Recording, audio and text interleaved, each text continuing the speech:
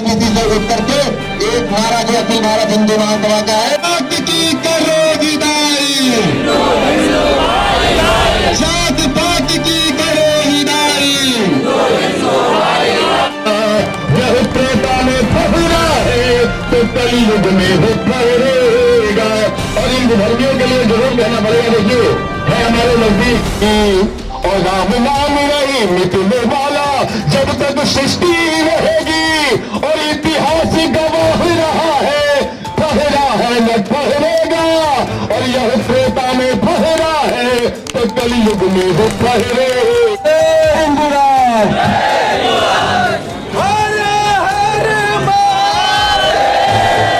बहुत लोगों ने अपने अपने विचार रखे, लेकिन मैं मूल उस पर आना चाहता हूँ कि ये जो 2022 विधानसभा का चुनाव है, बीकेटी विधानसभा से हमारे प्रत्याशी भाई योगेश शुक्ला जी जो कि पहाड़पुर गांव से हैं और जमीनी स्तर से हमारे नेतृत्व कर रहे हैं, यहाँ तक कि वो प्रधान से होते हुए आज विधायक का चुनाव लड़ रहे हैं, हमारे क्षेत्र से प्रत्याशी हैं।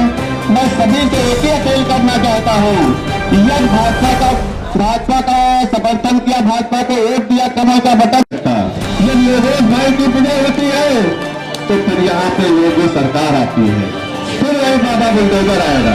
बीकेटी विधानसभा 159 के प्रत्याशी, भाजपा के प्रत्याशी श्री योगेश शुक्ला जी के समर्थन में अपनी सभा किए हैं, जो हमारे अखिल भारत हिंदू महासभा के युवा मोर्चा है उनके द्वारा आयोजित की गई है। नमस्कार, मैं अर्चना और आप देख रहे हैं हंगामा टाइम। इस समय हम लोग इंटीग्रल यूनिवर्सिटी में अखिल भारत हिंदू महासभा के प्रदेश कैंप कार्यालय में जहाँ पे एक बैठक रखी है, युवा प्रकोष्ठ के द्वारा एक बैठक रखी गई 2022 के चुनाव के लिए। जिस तरीके से अखिल भारत हिंदू महासभा भाजपा के साथ में है और आज की बैठक में वो क्या कहेंगे, किस तरीके युवा प्रकोष्ठ उनके समर्थन में उतर रहा, आइए चलते हैं उनसे बात करते हैं। ऐसा है कि आज की जो बैठक थी उसका मुख्य उद्देश्य था कि जैसे कि हिंदू महासभा ने बीजेपी को समर्थन किया है, उसको लेकर के आज ये बैठक की गई। इसमें बीकेटी से और अगल बगल के गांव से काफ़ी की संख्या में लोग एकत्रित हुए और ये आह्वान किया गया युवाओं से और सबसे कि जो है कि जो हमारा चुनाव है 2022 का, जो हमारे यहाँ के विधायक के प्रत्याशी हैं भाजपा से योगेश शुक्ला जी, उनको अधिक से अधिक मतों से जिताया जाए और प्रदेश में पुनः योगी जी की सरकार बनाई जाए। सर, हिजाब को लेकर एक देश में नई राजनीति जन्म ले रही, तो उस पर क्या कहेंगे आप, आपके हिंदू महासभा? ऐसा हिजाब को लेकर के मेरा पहले से भी बयान जारी है कि हमारे देश में एक ड्रेस कोड है, कॉलेजों में जो चलती है उस ड्रेस कोड का पालन हो। किसी हिजाब या किसी भगवा ऐसी कोई चीज़ नहीं, जो जिस स्कूल का ड्रेस कोड है उसका पालन होना चाहिए। उस पर मैंने पहले भी बयान दिया था। आज अभी मेरा एक कार्यक्रम है, बेगम अजद माल पार्क से पदयात्रा है, लोगों को जागरूक करना है कि इसमें ना ड्रेस कोड का पालन हो, वहाँ पे कॉलेजों में जो है धर्म या इस टाइप की चीज़ों को लेकर के आपसी विवाद न हो। सर, इससे पहले भी आईटी कॉलेज में आप लोगों ने वस्त्र को लेकर के प्रदर्शन किया था, तो क्या मुख्य उद्देश्य रहता है? आईटी कॉलेज में भी ये सूचना मेरे पास सामने आई थी कि वहाँ पे कलावा को लेकर के जो है विरोध हो रहा है, उसको लेकर के हम लोग गए थे और वहाँ पे जिला प्रशासन जो कॉलेज का प्रशासन था उसको पत्र दिया गया, उसको संज्ञान में लेकर के उस चीज़ों को उन्होंने दूर किया। अध्यक्ष जी, ये बताइए, जाति और धर्म के मुद्दे को लेकर आगे बढ़ाया जा रहा है, क्या आगामी चुनाव में इसका कोई असर पड़ेगा? जाति या धर्म, जैसे हम लोग तो हिंदू महासभा से हैं, हमारा एक ही उद्देश्य है हिंदू का साथ और हिंदू का विकास, ठीक है।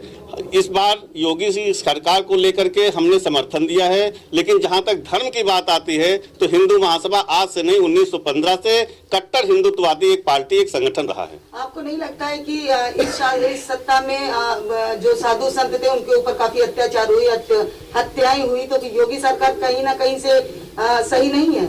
ऐसा है कि जो भी जैसे कई ब्राह्मणों को लेकर के भी ये चीजें चल रही हैं, मैं भी ब्राह्मण हूँ, ब्राह्मण को लेकर के भी कई बातें उठी, साधुओं को लेकर के भी उठा, लेकिन ये चीज है उस पर उन्होंने कंट्रोल किया।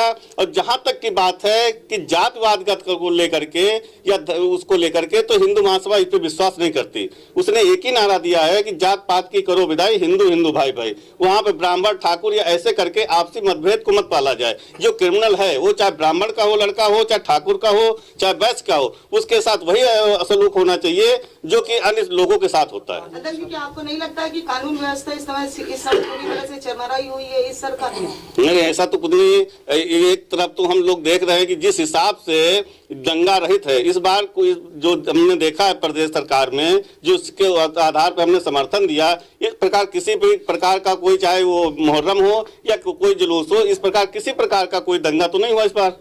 जैसे अभी उन्नाव की घटना हुई है, लड़की के साथ जो लापता लड़की हो गई थी, उसका शव गाड़ दिया गया था, तो उसके बारे में आप क्या कहना चाहेंगे? उसके बारे में कानूनी कार्रवाई हो रही है और जो भी होगा हम चाहेंगे कि उस पर सख्त कार्रवाई हो। हमें तो पहले भी हुई थी जब वो वाला कांड हुआ था हाथरस वाला जी, तो उसमें भी अभी कोई न्याय नहीं मिला है। अभी उस दिन भी पीसी उनके कोई भी ऐसी चीज पे बयान देना उचित नहीं होगा जो कि न्यायालय में लंबित है। जो न्यायालय की प्रक्रिया है, न्यायालय को अपना कार्य करने दिया जाए। हम लोग जागरूकता के माध्यम से सरकार से मांग करते थे, पहले भी उसमें हम लोगों ने ज्ञापन दिया था कि उस पर कठोर से कठोर कार्रवाई हो।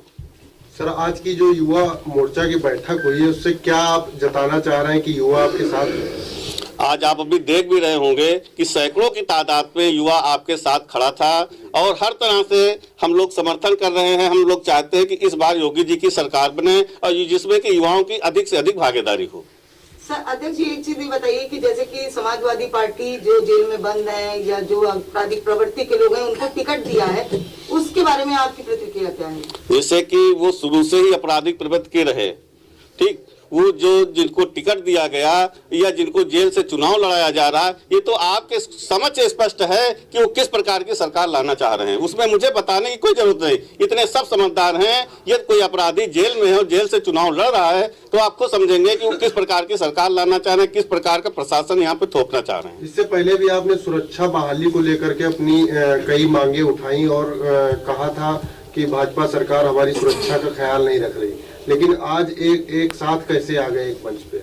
ऐसा है कि सुरक्षा को लेकर के हमने मांग उठाई थी और ये केंद्र नेतृत्व का एक आदेश हुआ है ऊपर से कि आप योगी जी का समर्थन करें, क्योंकि जिस हिसाब से जैसे कि मुस्लिम या अन्य संप्रदाय के लोग एकजुट हो रहे हैं, एक पक्ष में मतदान करने की अपील कर रहे हैं, उसमें हिंदू जो महासभा कतई पीछे नहीं हटेगी। हिंदू महासभा चाहती है कि हिंदूवादी सरकार भाजपा को इस बार पुनः अवसर दिया जाए और उसको सरकार में लाया जाए। 17 से लेकर 21 तक आप लोगों ने कहा कि हिंदू महासभा अपने बैनर तले चुनाव लड़ेगी, लेकिन अब आप लोगों ने गठबंधन कर लिया, तो इस विषय में क्या कहेंगे? ऐसा है कि हमारे लगभग 5 से 6 प्रत्याशी अभी भी चुनाव लड़ रहे हैं, चाहे 302 सोहरतगढ़ विधानसभा हो, बनारस से 2 प्रत्याशी हमारे हैं, कैंट और दक्षिणी से, एक कानपुर से, एक बलिया से।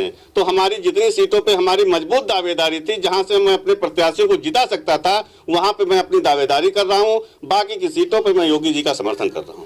युवा मोर्चा की बैठक की गई है, क्या कुछ संदेश देना चाहेंगे बीकेटी वासियों को?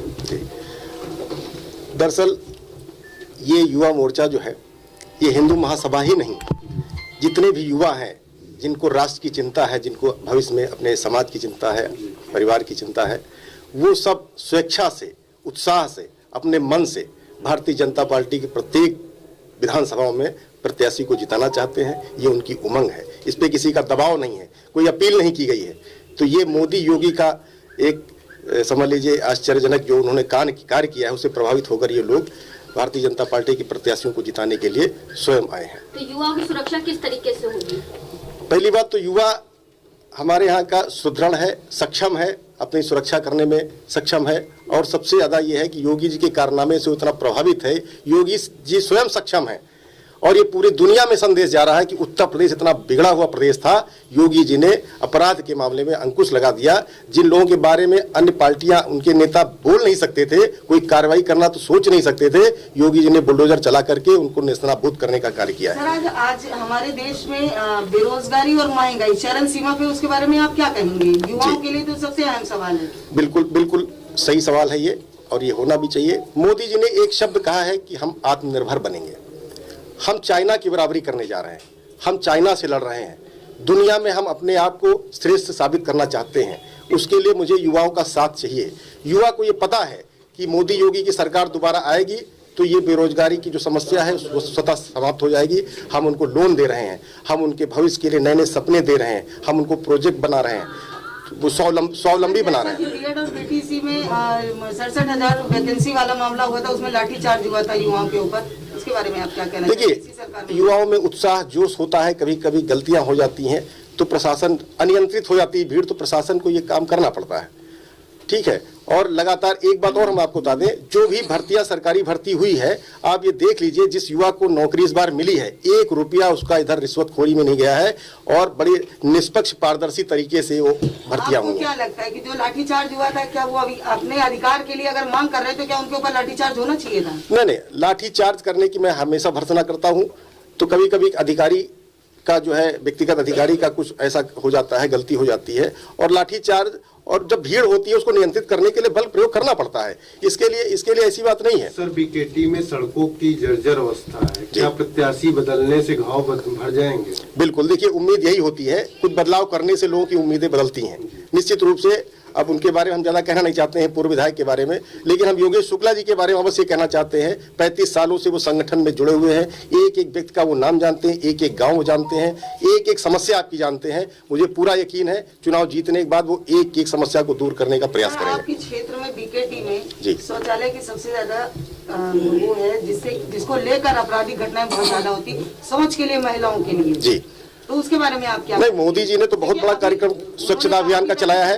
एक एक घर में जितने लोग हैं, मैं समझता हूं कि 4 लोग हैं तो 4 शौचालय बने हैं। शौचालय की तो कहीं कमी नहीं है। अब लोग उसका उपयोग नहीं कर रहे हैं तो उसके लिए भी जागरूकता अभियान चलाया जाएगा। किया गया है उसमें जो शौचालय बने हैं उन शौचालयों में कंडे भरे हुए हैं, उसके बारे में आप क्या? देखिए, ये व्यक्ति की अपनी वो है, इसको जागरूकता कार्यक्रम चला करके उनको बताया जाएगा कि साहब शौचालय इसलिए नहीं दिया गया है कि आप उसमें कंडे डालें, उसमें भूसा डालें, शौचालय का प्रयोग करना चाहिए। तो ये धीरे धीरे कोई चीज नहीं बदलती है। देखिए, हमारा ग्रामीण परिवेश है और शिक्षा का भी थोड़ा सा स्तर वो था, धीरे धीरे इसमें बदलाव आ रहा है, तो एकदम से सारी चीजें ठीक नहीं हो जाएंगी। स्वास्थ्य को लेकर भी तो सर यहाँ पर काफी वो है कि स्वास्थ्य की सुविधाएं लोगों को नहीं मिलती है। देखिए, स्वास्थ्य को लेकर के आप मीडिया के माध्यम से, आप लोगों के माध्यम से लोगों को ये बात पता चल रही है और सरकार निरंतर इस पर कार्य कर रही है। हर जिले में एक मेडिकल कॉलेज बनाने का कार्य योगी सरकार ने किया है। अब धीरे धीरे दोबारा ये मौका मिलेगा तो हर ब्लॉक में भी मेडिकल कॉलेज नहीं तो कम से कम 100 बेड का अस्पताल बनाने की प्रक्रिया है। ऐसे प्रोजेक्ट है। सर, ऐसे तो बीकेटी में आपके 100 सैया है मेडिकल कॉलेज, लेकिन समय पे किसी को चिकित्सक सुविधाएं उपलब्ध नहीं होती हैं। नहीं, ये हो सकता है कुछ स्टाफ का अभाव हो, कमी हो, और धीरे धीरे अगले 5 सालों में ये सब कमियां दूर की जाएंगी। सर, विपक्ष का आरोप है कि भारतीय जनता पार्टी बीकेटी में कई गुटों में बटी हुई है। नहीं, तो उस पर क्या कहेंगे? बिल्कुल ये अफवाह है, गलत बातें की जा रही है। आपको बता दें, जाति धर्म भूल करके लोग भारतीय जनता पार्टी के प्रत्याशी की तरफ जन सैलाब उमड़ पड़ा है। जगह जगह लोग स्वेच्छा से अपने हर्जे, अपने खर्चे पर अपने घरों में मीटिंग कर रहे हैं, कार्यक्रम कर रहे हैं, और इसके परिणाम आपको दिखाई देंगे। कोरोना महामारी चल रही है, कोविड गाइडलाइन को लेकर के आप लोग जनसंपर्क कर रहे हैं जी। बहुत से ऐसे जनसंपर्क हो रहे हैं जिसमें ना तो सैनिटाइजर का प्रयोग किया जा रहा है और ना ही सोशल डिस्टेंसिंग का, तो उसके बारे में आप क्या कहेंगे? देखिए, ये तो हर व्यक्ति को अपनी सुरक्षा के लिए सब एहतियात बरतने चाहिए और हम लोग कोशिश ये कर रहे हैं, लेकिन अब इतना बड़ा चुनाव है, इतनी ज्यादा भीड़ है, इतना जोश है, तो थोड़ी बहुत कमियां और रह जाती हैं। एक सवाल हम भी आपसे पूछे, तो पिछले साल प्रधानी चुनाव के बाद लॉकडाउन लगा था, तो क्या अभी भी विधानसभा चुनाव के बाद लॉकडाउन लगा? नहीं, बिल्कुल नहीं, क्योंकि महामारी का प्रभाव बहुत कम है और इसका सबसे बड़ा असर ये है जो मोदी योगी सरकार ने हमको टीका लगाया है, वैक्सीनेशन कराया है और ज्यादातर लोगों ने करा लिया है, इसलिए उस प्रभाव से हम लोग बच जाएंगे, इसलिए लॉकडाउन की कोई ऐसी दिक्कत नहीं आएगी। सर, हिजाब को लेकर के एक राष्ट्रीय मुद्दा बना हुआ है, राष्ट्रीय नहीं अंतर्राष्ट्रीय मुद्दा बना हुआ है। किस प्रकार से हिंदू महासभा उसको जो है अपनी जन तक अपनी आवाज को पहुंचाएगी और उसके मामले को हाईकोर्ट में लेकर के उसका पक्ष पहुंचा है, तो आप किस तरीके से अपने पक्ष को रखेंगे? तय करना होगा देश को, देश संविधान से चलेगा या शरीयत से चलेगा, यह तय करना होगा। विपक्ष जिस तरीके से भ्रांतियां फैला रही है, विवाद जो है कर्नाटका का, वो इस बात का है कि स्कूल में जो उनके नियम और कायदे और कानून है उसको फॉलो वो अपने हिसाब से करेंगे। वो एक संस्थान है और संस्थान में किसी को ये इजाजत नहीं दी जा सकती कि वो हिजाब पहन के आए या अपनी धार्मिक पहचान को बना के आए। और जिस तरीके से स्कूल के ड्रेस कोड होता है, उसी तरीके से पुलिस पे कर्मी या सेना के जवान वो कहे हम अपनी खाकी टोपी छोड़ के हम जालीदार टोपी लगा के आएंगे, तो ये चल सकता है? नहीं चल सकता है। तो पूरे विवाद को विपक्ष ने इस भ्रांति को फैलाया है कि हिजाब और बुर्के पे बैन लगाने की बात हो रही है, लेकिन बैन लगाने में भी कोई हर्जा नहीं है। कई मुस्लिम देशों में बुर्के पे, हिजाब पे बैन ऑलरेडी है, वहां क्यों नहीं आवाज ये लोग उठाते? बात यहाँ पर है कि जो सनातन धर्मी है उनमें जो रूढ़िवाद कुछ रहे उसको धीरे धीरे राजा राम मोहन जी के राय जी के समय में उसको दूर करने का लगातार प्रयास जारी रहा।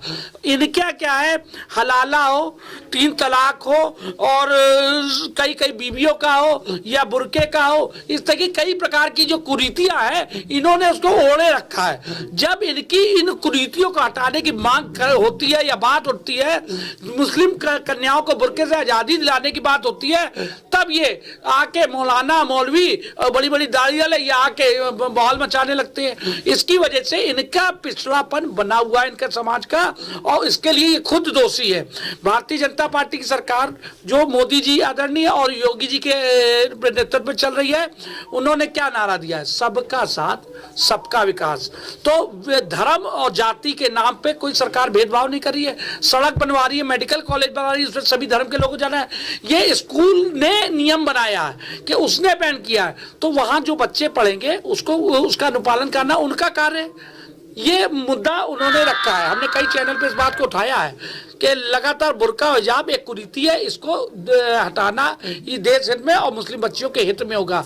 एक बयान मौलाना तौकीर का आज आया है, उन्होंने इतना शर्मनाक बयान दिया है। उन्होंने आज कहा है कि मुस्लिम कन्याओं को देखने के लिए ये हिंदू समाज के युवा बेकरार है। अब बताइए, इस तरीके का वक्तव्य ऐसे मौलाना के ऊपर तो तुरंत सरकार को रास्ता लगा दे दिया। मुस्लिम कन्याओं की और हिंदू लड़कों की उसमें जो है ये इस तरीके से बयानबाजी कर रहे हैं। जी, तो प्रदेश में आपकी योगी सरकार हिजाब को लेकर के क्या मुख्य वो देखिए, अभी यहाँ से हम लोग उठेंगे और परिवर्तन चौक चौराहे से एक पद यात्रा हिंदू महासभा निकालने जा रही है, और वो वहाँ पर हम लोग वहाँ से गवर्नर हाउस तक जाएंगे। और हम लोगों ने ऐलान किया है कि पूरे उत्तर प्रदेश में आदरणीय योगी जी ड्रेस कोड का अनुपालन कड़ाई से कराएं सारे शिक्षा संस्थाओं में। ये मांग को लेकर हम लोग जा रहे हैं।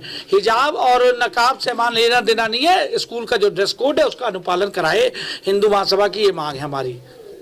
कई बजरंग दल के नेता भी वहां पे पहुंचे और कर्नाटक में वो भी जो है अपनी ड्रेस पहन के पहुंचे, तो क्या यहाँ भी उत्तर प्रदेश में भी इस प्रकार का कार्यक्रम जारी रहेगा? देखिए, क्रिया की प्रतिक्रिया होती है। क्रिया की गई, क्रिया क्या की गई? एक मुस्लिम लड़की आई, वहां पर जाके वो कह रही है अल्लाह अकबर अल्लाह अकबर अल्लाह अकबर कह रही है। तो उसके जब वहां जाके वो तुम स्कूल में शिक्षा ग्रहण करने गई हो, स्टडी करने नहीं गई हो। आप जो है वहां शिक्षा ग्रहण करने गई है, वहां तकरीरें पढ़ने नहीं गई हैं। आप अगर इस तरह के कृत्य करेंगे तो हमारे हिंदू युवा वो भी जाके वहां जय श्री राम के नारे देंगे, इसमें कोई अर्जा नहीं है। अगर वो गलत करेंगे तो उसका जवाब दिया जाएगा। तो वहाँ पे पहले जो वीडियो आया वायरल हुआ तो उसमें लड़कों ने पहले जय श्री राम का नारा लगाया, तब लड़की ने अल्लाह अकबर। नहीं, ऐसा नहीं है, ये जांच का विषय है। पहले उसे अल्लाह अकबर का है, तब उन्होंने लड़कों ने ये विरोध किया था कि आप बुर्का हिजाब पहन के अंदर मत जाइए स्कूल में, इस चीज का विरोध किया था। उसके बाद वो लड़की स्टंट करने के उस उद्देश्य से वहां गई थी और उसने बाकायदा वीडियो अपना बनवाया और वहां पर अल्लाह अकबर के नारे दिए, तब जाके जय श्री राम। अब आप बताइए, कल उत्तर प्रदेश में अलीगढ़ यूनिवर्सिटी जो इस देश को बंटवारे में मेन जिसका रोल था, AMU, उस AMU से आवाज आई हिजाब के पक्ष में। शिक्षण संस्थाएं काहे के लिए बनी है? शिक्षा ग्रहण के प्रति। आप अपने पहनावे को दिखाने के लिए नहीं गए। हम स्कूल में ये भगवा पहन के नहीं जाते। आप बताइए, तो इसको लेकर के हमारा कहना है हिंदू महासभा का ड्रेस कोड का अनुपालन पूरे देश में योगी मोदी जी की सरकार सुनिश्चित कराए। तो अखिल भारत हिंदू महासभा के द्वारा युवा प्रकोष्ठ की एक बैठक रखी गई, तो हमारे साथ में युवा प्रकोष्ठ के अध्यक्ष जो है, तो उनसे हम बात करें किस तरीके 2022 की तैयारी और किस तरीके से वो बीजेपी के समर्थन में उतरे। आपका स्वागत है।